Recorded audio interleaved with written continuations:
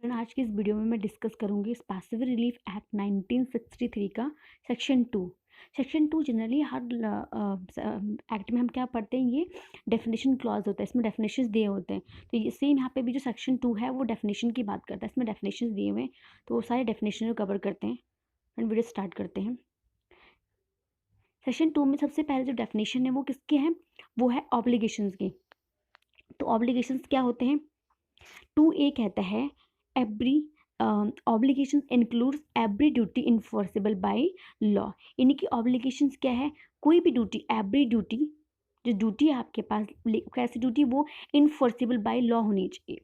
तो every duty जो आपके पास, अगर आपको कोई ड्यूटी इम्पोज की गई, आपको ये काम करना है, ठीक है, और आप उसे नहीं करते हैं, तो लॉ उसको आपको बाउंड कर सकता है करने के लिए। यानी कि जिस बंदे के लिए, मतलब जिस बंदे के लिए आपको ड्यूटी परफॉर्म करनी है, अगर आप उसे नहीं कर रहे हो, तो वो बंदा कोर्ट में जाके आपको कंपेल कर सकता है उस ड्यूटी को परफॉर्म करने के लिए। ठीक है, तो obligation includes every duty enforceable by law. Clear? आगे बढ़ते हैं। सेटलमेंट 2B में जो बात करता है वो किसकी बात करता है? सेटलमेंट की। सेटलमेंट क्या है? Means an instrument, again the instrument, कोई भी ऐसा रिटर्न, जैसे कि अगर कोई कॉन्ट्रैक्ट होता है, उसमें जो भी टर्म्स एंड कंडीशंस है वो हमने क्या कर दी, किसी डॉक्यूमेंट में लिख दी, तो वो एक इंस्ट्रूमेंट हो गया, लीगली बाउंड हो जाते हैं पार्टीज उसको फुलफिल करने के लिए, तो वो एक इंस्ट्रूमेंट है। तो सेटलमेंट क्या है? Means an instrument other than the bill और कॉडिसल, बिल और कॉडिसल को छोड़ के। ठीक है, बिल और कॉडिसल क्या होता है कि मतलब अगर उसी बिल में कुछ, कोई बिल बनी है, उसमें कुछ एडिशन सप्लीमेंट किया है ना, क्यों क्यों किया ऐसा, कोई उसमें कुछ चेंजेस करने के लिए, उसको रिवॉक करने कुछ भी उसमें चेंजेस को हम कॉडिसल बोलते हैं। ठीक है, तो इनको छोड़ के, यानी कि बिल और कॉडिसल को छोड़कर, जिसको डिफाइन किया गया है सक्सेशन एक्ट 1925 में। ठीक, बेयर वाई द डेस्टिनेशन और डेवोल्यूशन ऑफ सक्सेसिव इंटरेस्ट। यानी कि आप देखो, सेटलमेंट का, सेटलमेंट मीन्स एन इंस्ट्रूमेंट, अब इसको छोड़ दो, अदर देन से छोड़ दो आप। Settlement means an instrument whereby the destination और devolution of successive interest, movable और immovable property is disposed of और is agree to be disposal. यानी कि पार्टीज के बीच में, चाहे वो मूवेबल प्रॉपर्टी को लेकर कोई डिस्प्यूट हो या फिर इमोल प्रॉपर्टी को लेकर कोई डिस्प्यूट हो, वो क्या हो रही है, डिस्पोज ऑफ हो रही है, एग्री टू भी डिस्पोज ऑफ हो रहा है। जो भी जिस तरह का भी इंटरेस्ट उस प्रॉपर्टी में है, किसी भी तरह का, वो उसको क्या हो रहा है, उसको डिस्पोज ऑफ करने का कोई बात हो रही है, तो उसे हम सेटलमेंट कहेंगे। ठीक, आगे बढ़ते हैं। 2B में सेटलमेंट, ठीक है, 2A में क्या ऑब्लिगेशन, 2B में क्या सेटलमेंट। आगे बढ़ते हैं। अब ट्रस्ट, 2C में क्या है, ट्रस्ट है। अब जैसे कि नाम से ही है ट्रस्ट, यानी कि ट्रस्ट क्या है, एक फेथ, आप किसी पे ट्रस्ट करते हैं, नहीं कि आप उसे विश्वास करते हैं, आप उसे फेथ करते हैं। तो ट्रस्ट को, जो ट्रस्ट जिसके, जैसे मैं आपको एग्जांपल के थ्रू बता दूं ट्रस्ट क्या है। यहाँ पे जो ट्रस्ट है ना, वो क्या है, जैसे कि ए है, ए ने अपनी प्रॉपर्टी जो है बी को ट्रांसफर कर दी है। ठीक, ए ने अपनी प्रॉपर्टी बी को ट्रांसफर कर दी है, और ये जो प्रॉपर्टी है, कौन सी, मूवेबल इमूवेबल दोनों प्रॉपर्टीज, कोई भी प्रॉपर्टी हो सकती है, चाहे मूवेबल हो इमूवेबल हो। अब वो अपनी प्रॉपर्टी ट्रांसफर क्यों कर रहा है, ए अपनी प्रॉपर्टी ट्रांसफर क्यों कर रहा है बी को? सपोज कि ए जो है ओल्ड एज हो गया, और ए की फैमिली है, और आगे मतलब उसके मतलब उसके, सपोज के बच्चे के, उसका बेटा था और उसका बेटा एक्सपायर हो गया, किसी भी वजह से एक्सपायर हो गया, उसके बच्चे हैं, और ए की खुद की वाइफ है, वो भी ओल्ड एज है ना। तो अब वो क्या कर रहा है कि ए जो है, इन अपने इस अपने इन अपनी इस फैमिली के बेनिफिट के लिए अपनी प्रॉपर्टी क्या कर रहा है, बी को दे रहा है। और बी को क्यों दे रहा है? बी को इसलिए दे रहा है कि यहाँ पे दो पर्पज़ हैं बी को देने के। पहला, कि वो क्या करेगा, उसकी फैमिली को, उसके ए के मरने के बाद वो उसकी प्रॉपर्टी बी के पास आ जाएगी। बी उस प्रॉपर्टी में से जो भी प्रॉपर्टी में, जैसे मतलब उसका कोई बिजनेस है ना, या उसकी प्रॉपर्टी को रेंट पे दी है, उसमें से जो भी पैसा आएगा वो अब उसके ए की फैमिली को मेंटेन करेगा, है ना। तो बेनिफिट उसकी फैमिली के, अपनी फैमिली के बेनिफिट के लिए वो ए को प्रॉपर्टी ट्रांसफर कर रहा है, पहला रीज़न। दूसरा रीज़न, यहाँ पे अगर वो अपनी फैमिली के बेनिफिट के लिए दे रहा है, तो उसको हम बोलेंगे ये हमारा प्राइवेट ट्रस्ट होगा। ठीक, और दूसरा दे सकता है कि उस प्रॉपर्टी को वो बी को दे रहा है कि वो पब्लिक एट लार्ज के लिए, नहीं कि जैसे कि कोई अनाथ आश्रम में अपने, मतलब उसके डेथ के बाद उस प्रॉपर्टी में से जो भी इनकम आए उसको किसी अनाथ आश्रम में देना, या किसी किसी मतलब चाइल्ड वगैरह जो होते हैं उनके लिए खर्च करना। तो ऐसे किसी और पब्लिक के लिए, अगर वो पब्लिक के लिए दे रहे तो वो पब्लिक ट्रस्ट होगा।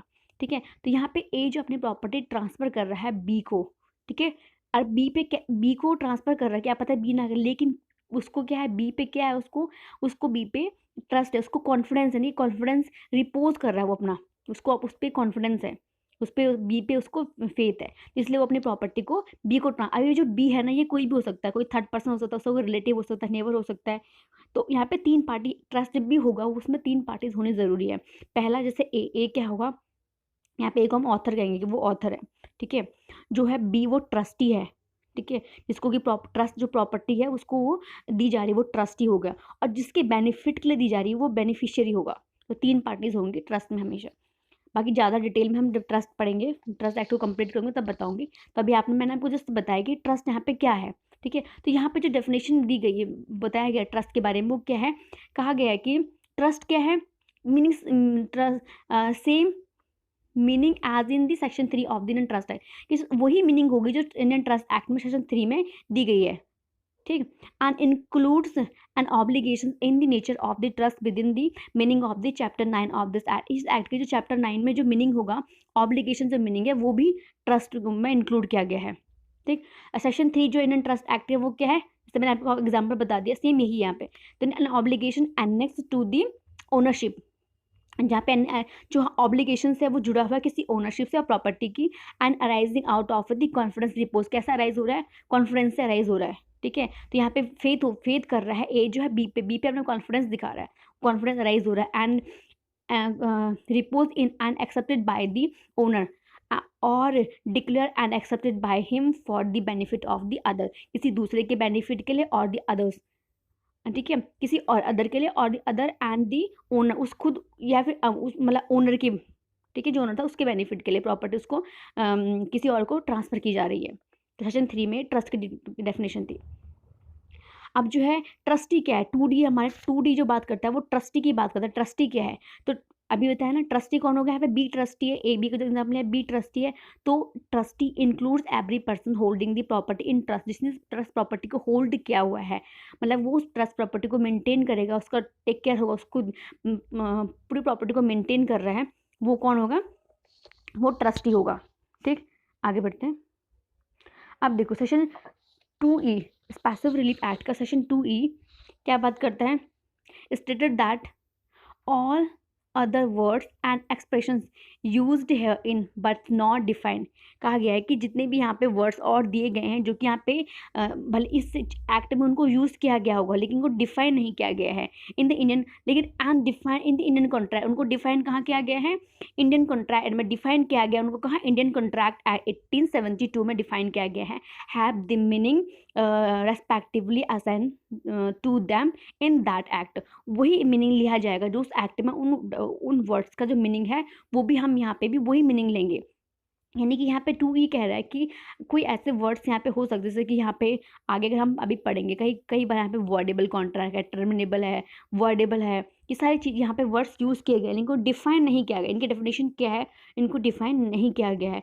इनको डिफाइन कहाँ किया गया, कॉन्ट्रैक्ट एक्ट में डिफाइन किया गया, जो मीनिंग कॉन्ट्रैक्ट एक्ट में होगा वही मीनिंग इनके हम यहाँ पे भी लेंगे, ठीक है। ये 2E कह रहा है इस पैसिव रिलीफ एक्ट सेक्शन 2 का।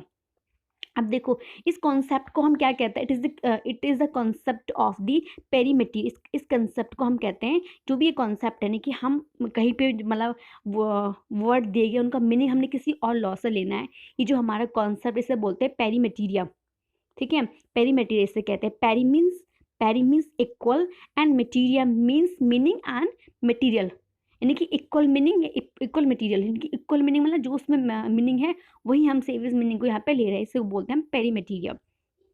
सो the pari materia means the connection with 2 laws, connection होगा 2 लॉज, यानी कि उसी वर्ड का कनेक्शन हमारा यहाँ पे इंडियन कॉन्ट्रैक्ट एक्ट से भी है और पैसिव रिलीफ एक्ट 1963 से भी है। 2 law relating to the same subject matter that must be analyzed with each other, जिनको हम एक दूसरे एनालाइज कर सकते हैं लेकिन सब्जेक्ट मैटर सेम होना चाहिए, और 2 लॉ के साथ कनेक्शन होगा उसे हम पेरीमेटीरिया कहेंगे। फ्रेंड आई होप आपको ये वीडियो अच्छा लगा, अगर आपको ये वीडियो अच्छा लगा तो लाइक कीजिए, शेयर कीजिए और मेरे चैनल को सब्सक्राइब करना बिल्कुल ना भूलें। Thanks for watching.